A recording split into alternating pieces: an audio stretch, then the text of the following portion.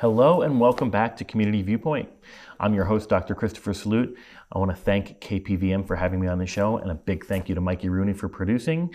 I have a really special guest with me today. Susan Moore is here from the National Federation of the Blind, and Susan's going to introduce herself in a little bit, but this is an organization that I've been always trying to help since the day I've started at Great Basin College and since I started here in Pahrump. So Susan, I'm always really bad at introducing folks.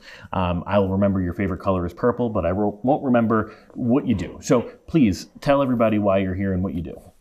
Okay, as Chris said, I'm with the National Federation of the Blind in Nevada, and I've been promoted to the coordinator of a class called STEM, Science, Technology, Engineering, and Math. And it's a program for kids ages K through 12. We're going to have this program very soon on May 24th in Pahrump at the Great Basin College. And I wanted to come and tell people about it and get them out there to register, because that's extremely important. Love it. Very cool. So Susan, offline, we were talking a little bit about how you got to Pahrump, and I'm astonished. So, normally folks say, I've been here for 15 years. I've been here for 5 years. But tell us a little bit about how you got to Pahrump and how long ago that was. Oh my goodness. Well, I was in the military when my folks moved here. And so when I got out, they had a property for us. Mm-hmm. So that made it nice. And just down the street from where they were. They've been here in the 1970s. They came in, and that was when they had, PJ's Market, which was hardly anything, and wow. And that was over where the school district was. Okay. Because they had some sort of butcher shop there, and the prices were horrible. People could not buy Really? It was just extremely high. Huh. So you had to go to town and bring in a cooler to get the meats and things that go to Vegas. Yeah, Vegas. Wow, interesting. Yeah, because you couldn't afford living here with the cost. But anyway, then it built up in all the different big shopping centers, and the roads still one way in and one way out. And then They had the divided highway, so you could have 4 lanes instead of 2. And I went back and forth through school to UNLV in Las Vegas so I could get my education. And that had to drive that road in and drive that road out every single day. My husband was stationed at Nellis for a short time, so I did that and got my education. But yeah, I've been, Pahrump is my home. I mean, I've lived here more than any other place. Love that. And thank you for your service, by the way. So, Susan, you've mentioned that you drove to UNLV, but you represent the National Federation of the Blind. So at some point, something changed. And how did we get involved with this organization? Well, about, maybe 12, 13 years ago, I went blind in my right eye. Blindness in NFB is if you have to use some other kind of mechanism to get around because you can't see, and glasses don't correct it. I have no center vision and I have no peripheral vision. So that technically has me blind in one eye. I have some vision in my left eye, and for however long that's going to be, I'm good. But this type of thing happened, and then we looked around to get some help in town for having the National Federation of the Blind has been around. We had another group called ACB, but this group has been around forever. I forgot what year they started, but I was not born yet, so I was in the 40s. Right. But it was a long time ago. And it's just great to be a part of something bigger than you are. Yeah. But they are doing something new for us and in general for the kids, and it hasn't been going on but a couple of years now. It's called the STEM program. Everybody knows about the STEM program for the regular kids, but we now have the STEM program for the blind kids. And this class is taught by blind instructors. The instructors must be blind, and we're trying to get our parents to sign our kids up. Now, we're going to have one May 24th in Pahrump if the parents sign up their kids. Mm-hmm. So we know that this could be difficult if they don't have a computer. I know the library used to allow people to use it, but we need to get you on board as soon as possible. The sooner you sign up, the sooner we can prepare for the class. Because the 2 weeks before the day, if you don't sign up, they cancel it. Right. Because this has been put on in a lot of states, and we just need you guys to sign up for it. And we're going to have it at the Great Basin College, May 24th. In fact, so I know that the library is still renovating and all that fun stuff. If you come in to Great Basin College, and we can't do this for everyone, unfortunately, we have a lot of folks who come into the school and say, hey, I'm not a student, but I need to use your printer to print up a 100-page document. We can't do that, unfortunately. But if you say that you are working with the National Federation of the Blind and you want to sign up for this class, we will designate a login for those students and we will help them sign up. Oh, so, perfect. So there you have it right there. I know that the kids may have problems, and the parents may have problems too. I mean, we don't know. But this is really, really important. They're going to have blind role models. They're going to have accessible experiments, something that they could do. And it's going to be a lot of fun. But we need you to sign up for it. I decided to go ahead and find out, well, what is it going to be like if someone doesn't do online stuff? I went ahead and put the information, nfb.org/STEM to you. I put it in the computer, and I got information about the STEM program, a whole bunch of information, probably more than you'll want. But going to the next page, it says registration. That's where I want you to concentrate on. And go down. There's several states listed here. You live in Nevada, go to Nevada. And once you get there, there's 2 classes that are going to be held in Nevada. One's going to be in Pahrump on May 24th, and one's going to be up in the Reno-Sparks area on August 16th. So if you want to go to Reno and Sparks area, I guess you could sign up for that. But we're going to have a class in Pahrump at the Great Basin College, and I really think you're going to enjoy it, but you got to sign up for it. And now May 24th is a Saturday, correct? It is a Saturday, yes. So we are actually we normally don't have too many classes on Saturdays, so we're going to make sure that the building is open on May 24th, so it's a special day to come in and enjoy our facility. So we're really excited to have you.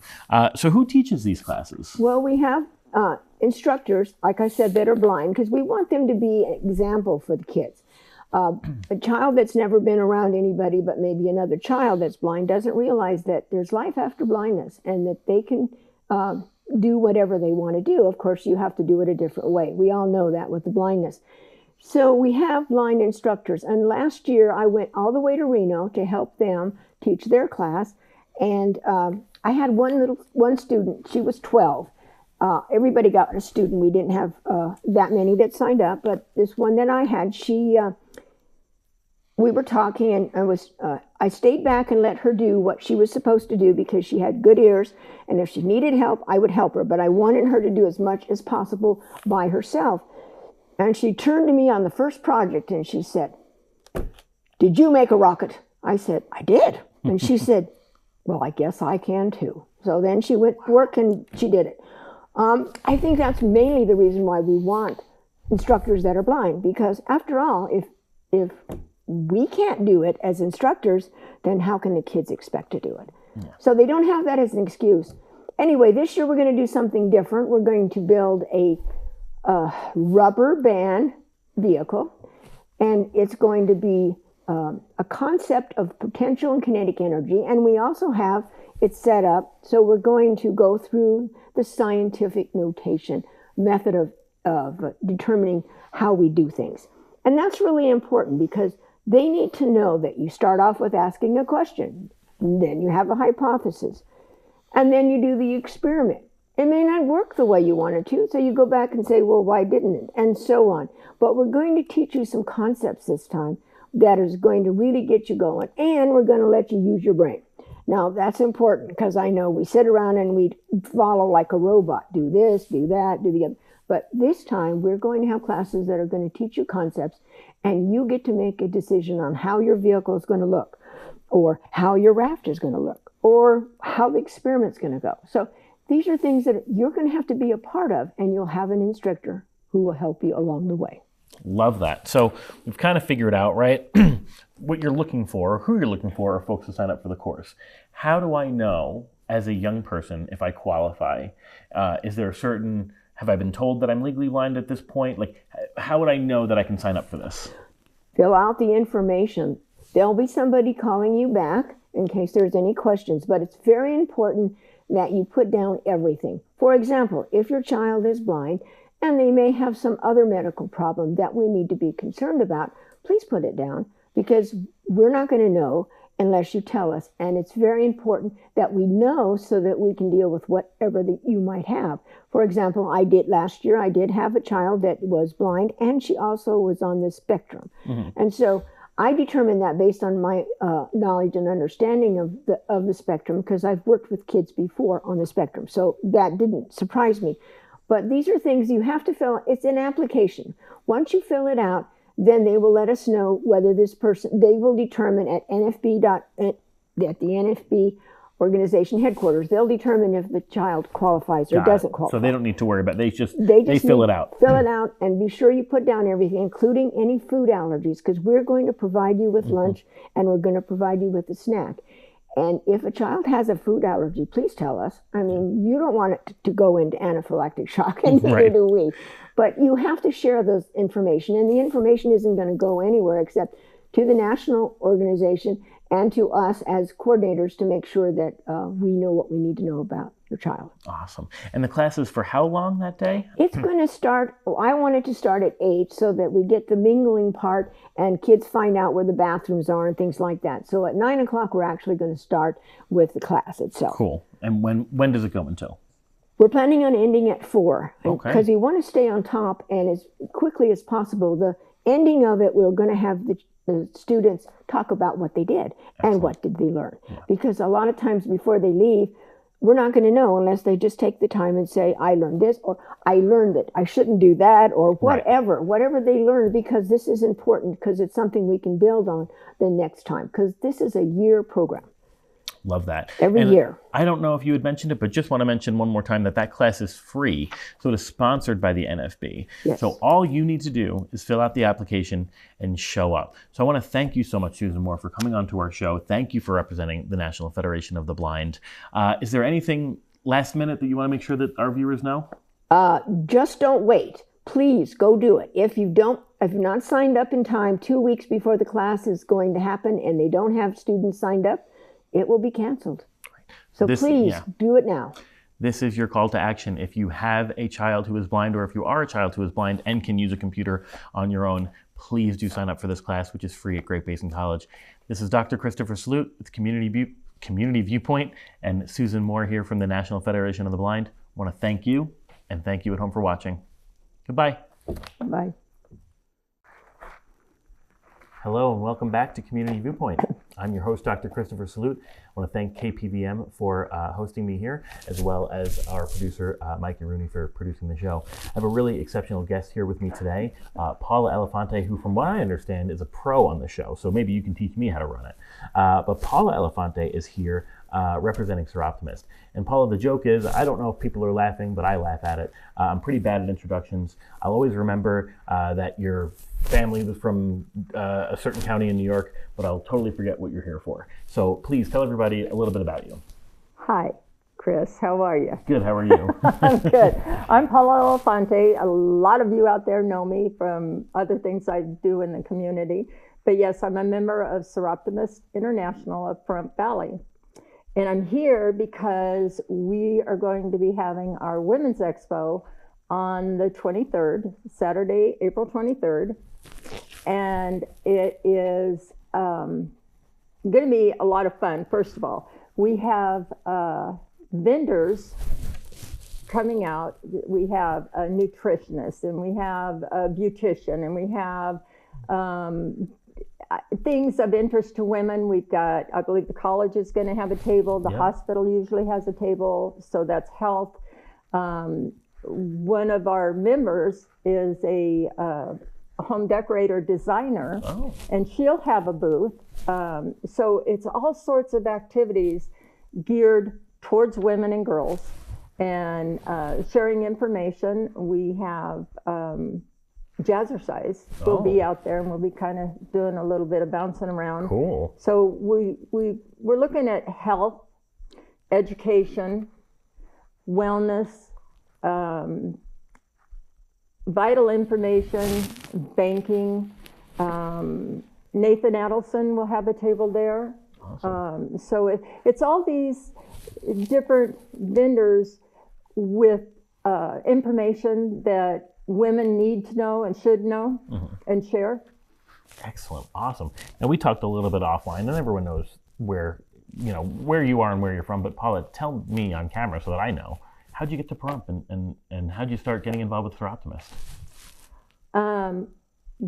I came to Pahrump 25 years ago next month. Wow, congratulations, anniversary.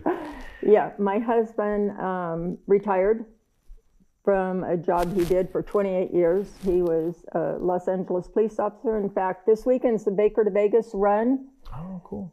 He was on the very first run the year it came through here, and the second year, several years. Wow. And then after we moved here, he still ran with the retired guys, and so that was kind of a fun thing. But he had found Pahrump by running through Pahrump. Right. And so this is where we ended up. I joined Seroptimist originally probably in 06 or 07, early when the club was new. And then I went to work, and it made it difficult, so I dropped out. And then I came back about 3 years ago, being retired and having nothing to do but plan events. Right. I've been active for about 3 years. Very cool, very cool. Now, I know that the flyer was up, but just so for folks who may not have read it or want to hear it, where is the expo and when does it start? Okay. It is at Nye Communities Coalition. They have a big room there, and if you've ever gone to Thanksgiving dinner or Christmas dinner that the Holiday Task Force does, that's the room. The hours open to the public are from 10 to 2. We get in there a little earlier to start getting things set up. And it's going to be kind of fun. We are going to make a bingo card of all of our vendors, all the participants. Cool. And so when people come in, they'll be given a bingo card. Mm-hmm. So as they go around to all the tables, it'll be stamped or whatever. And they'll be given a ticket for a door prize drawing. And then the bingo card, once they get it all filled out, they'll take it up to the Seroptimist table next to the stage, drop it in a bowl, and then we'll have drawings throughout the day where we're drawing for items that have been donated by all the vendors. Very cool. I love that. Very cool. It's fun, and it brings people, it ties them. They have to stop at the tables in order to get the stamp. Right. But you'll learn something when you go to the tables. Yeah. Right. Very cool. We're sending some of our incredible women leaders from the college over there to help your young folks as well. So we're excited to be there. I will not. I'm going to make sure that women have their space to do their thing. I just feel like... Wise man. Yeah. Enjoy your space, and I'll talk to you later. But anyone can attend, yes? Yes. It's open to the public, women and girls. Mm-hmm. We've had a few guys show up with their wives or their girlfriends, and that's fine. Oh, and we will have one of our local trucks, vendor trucks, will be outside, so you can stop and get yourself some lunch if you'd like to have lunch. And we did that last year. It was the first time. It was a great success because during the day, even the vendors, they would get hungry. So that's just one of the little things. And we will have 2 classrooms. 2 of our vendors wanted to do a demonstration or something. Wow. So they'll have a specific time and they'll go into the classroom and we'll be able to direct people that way. Very cool. Do you know what the workshops are on? I don't. Oh, we'll cut that, Mikey. It's fine. So I'm assuming it's coming up pretty quickly. Is it too late to be a vendor this year? And if so, how does one become a vendor next year? Okay. We do still have, I believe, 3 tables open. Okay, it's $25, and the tables are 6 or 8 feet. I'm not sure. I think they're 6-foot tables. And so we do have 3 tables open. They can contact me. You can call me, Paula, at 775-209-3444. I'm on the flyer down there at the bottom. So Paula at 775-209-3444. Very cool. Awesome, Paul. So this is great. So we've got folks getting involved. It's a huge women's expo. So you seem to have, you're looking for a couple of vendors. Who else are you looking for? Just to bring awareness to the event, to make sure that every woman in town stops by? Yeah, we hope that this will be a great opportunity for the women in the community. And I speaking as an older woman in the community, you don't have to be a young woman to come out and participate. Right. This is open to women and girls, all ages, though not little girls. We don't really have something for little kids, but young women, yes. And speaking of young women or young mothers, we have some programs in Seroptimus that are beneficial to young women in our community, or single moms, or to help them with their education. Love that. We have some scholarship programs, and we will have that information available at the Women's Expo at the Seroptimus table, which will be set up right in front of the stage. Yeah. And if you're a young woman we recently helped a young woman that needed a computer. That's great. To do her schoolwork. Or we had another young woman that was going through the radiology program. Yeah, at our campus. At your campus. Yeah. That needed help with her tuition. Right. So we were quite honored to be able to help that. We helped another young woman that went to the East Coast to a university to participate. She's going to go into, I think she's going to be a physician. That's her ultimate goal. And Cool. She's a high school student. But there was this program at this university back east, and it was a weekend thing. Right. She too needed help. Awesome. I mean, their family was done fundraising, but this is just help with the tuition. Love it. You know. Love it. So we have lots of amazing programs to help women and girls in the community. Yeah. When I went to the event, I noticed, I certainly didn't look up the students because that's improper, but I noticed of all the 5 or 6 students who were on stage and who received scholarships, quite a few of them have been in the hallways at Great Basin. So it's not that these students, and even if they were, they could take these scholarships and go everywhere, but these students are right in our community and staying in our community, which we I tried love. to focus on that. Yeah. I mean, they may not end up going to school here, And that's fine. depending on their program, but local Yeah. women and girls. Awesome. Well, thank you. And I know you wanted to take the last couple of minutes to talk about a very specific program that is not involved with Seroptimus, because we have 2 guests in one right now. So Paula wants to talk a little bit about the Wild West Weekend. So feel free to tell us all about that as well. Okay, for years, back in 05, 06, 07, something like that, a gentleman in this town, his name was Bob Baker. And he had this idea. We're sitting at a meeting, and he and Mr. Tim Hafen and Bob, and I'm kind of back here eavesdropping. Bob had said to Tim, wouldn't it be something if we ran your Longhorns right up 160? Okay. Well, that didn't happen, but the Wild West Extravaganza was born that night. And so Bob ran it for several years, and when Bob passed, Sharon Worley, our former sheriff, took it on. And myself and a few others were involved as being on the committee, helping to bring it together and make it happen. Well, the Wild West Extravaganza hasn't happened for a couple of years. And so those of us that were on the committee before decided to pick it up and make a go of it. So we are, in 8 weeks' time, pulling this together with entertainment and games for the kids. It's a family-friendly Old West event. We have some vendors, and we have music, and it's going to be Saturday, May 3rd, and Sunday, May 4th. Okay. Is when it's going to be at Petrick Park. The hours are going to be, the vendors will be open at 9 a.m. on both Saturday and Sunday. On Saturday night, we're going to shut down at 8 o'clock. It's not going to go late. And Sunday, we shut down at 4 o'clock so the vendors can pack up and go home. Saturday, we'll have all sorts of activities, family activities, mostly a lot of kids' games. Sunday, one of the churches in the community is doing a cowboy church. Oh, cool. And it looks like we're going to have a shotgun wedding. Okay. We're going to have, one of the teams is going to do some sort of barbecue thing. Okay. and it's all still coming together. Yeah. But Who knows what it'll be? I think we've got 4-H involved. We went to the Rotary. They're going to have the alcohol booth. Kiwanis is doing games.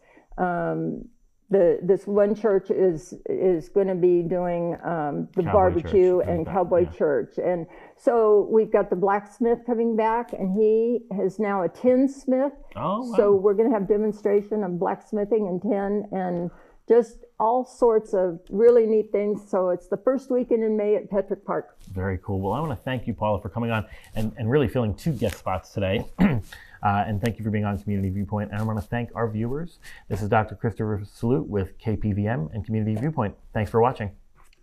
Goodbye.